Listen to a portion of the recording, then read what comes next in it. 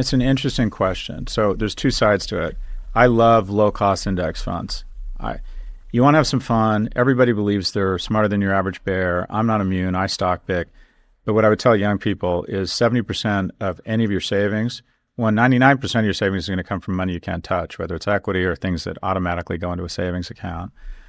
Low-cost index funds, I work with the brightest people in finance. I've advised the most prestigious VCs, private equity funds, and my sum net conclusion is no one has any idea. Mm-hmm. And the VCs that outperform are the ones that get better deal flow. But if you took the entire alternative investments industry, any logo on CNBC, anyone that advertises, any hedge fund, it's essentially a grift. And if you look at their performance, they've exactly underperformed the S&P by the amount of their fees. Exactly. So Vanguard, low-cost SPY, index funds, I absolutely think that's the way to go. Now, whether those funds have become so big that they dictate corporate governance and they're passive so they don't create enough churn with management, I don't know. I mean, it's an interesting theory how they've created a stasis in the market. It's an interesting question. I don't have a viewpoint. Where I take from these is I tell people, they're like, oh, is it too late to buy NVIDIA? I'm like, I don't know, but it's not too late to buy an index fund. And your 27 cents on the dollar are going to go into the Magnificent Seven. So if they double, you're fine. But if the other 493 companies have their day in the sun, you're going to get to participate. And the market, especially in America, I wonder if emerging markets are about to finally have their day in the sun because the U.S. market is actually pretty expensive. But along the lines of index or diversification, I would even suggest like index funds that have some exposure to foreign markets now because the U.S. market looks historically expensive. But you don't need to be a hero. It's like what John Bogle from Vanguard said, you don't need to find the needle in the haystack, buy the whole goddamn haystack. And the amazing thing about humanity is that with population growth and innovation and technology, generally speaking, over the medium and long term, we become more productive and the market goes up and to the right. So yeah, pretend you know more than everyone else, have an expensive lesson figuring out you don't. Take a third, buy Dogecoin or buy whatever it is, buy the new AI company, put 70% into, and this is the key, low-cost index funds. You're in this business. People don't realize how much of their returns are eaten up by fees. No, because they hide them and they think it's just the expense ratio. Well, 2%, that doesn't sound bad. That's a 30-year return. Yeah, 100%. And then you don't add the fund admin fees and anything you have inside of it. Yeah, I totally agree. I think Vanguard's a great place to invest, an awful place to work. Unless you don't really like working that hard. Did you work there? Yeah.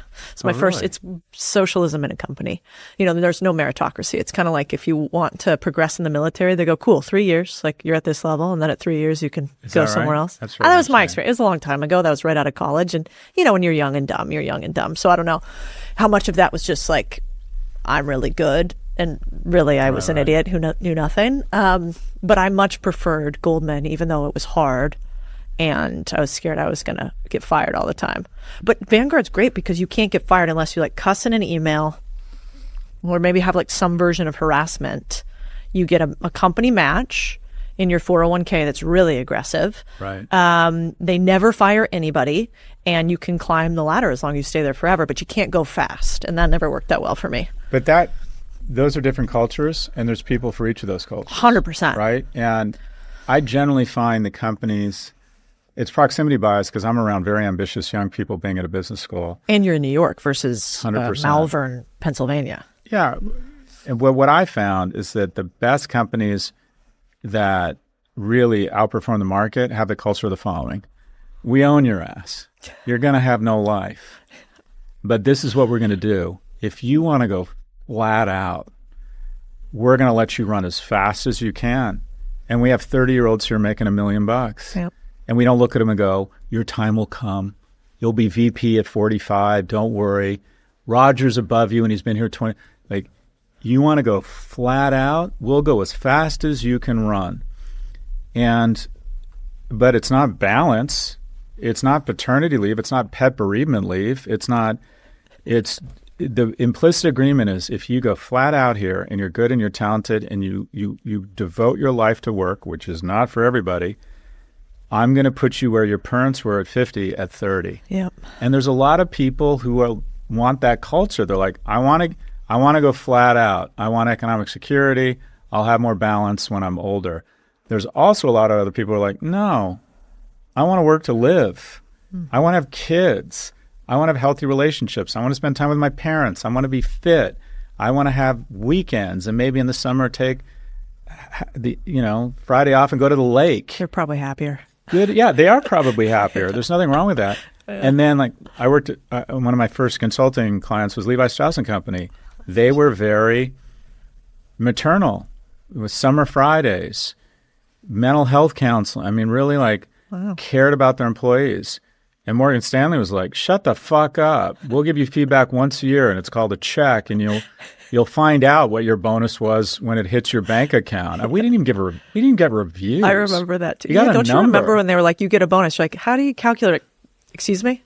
Don't ask how you calculated this. And now my employees are like, can you please tell me how much you make and when? I'm like, what? Also good for you guys that you have the balls to ask this stuff. Yeah, quarterly reviews and yeah, the world's changed probably for the better. But the majority of the people I'm around, young people, want to go flat out. And the companies that usually outperform the market are the ones that create that culture around going kind of... The ultimate arbitrage in our economy is fossil fuels. But the second to that is finding young, super hardworking, super talented people who are better with technology and paying them 30% of what you're paying Bob, who's a 40-year-old, and they add 90% of the value. They're less mature. They're not very good managers. They're super smart. They don't have dogs or kids, so they're willing to kind of work all the time. That's the ultimate economic arbitrage in corporate America. And the companies that attract that secret sauce, that is very talented young people, outperform everyone else.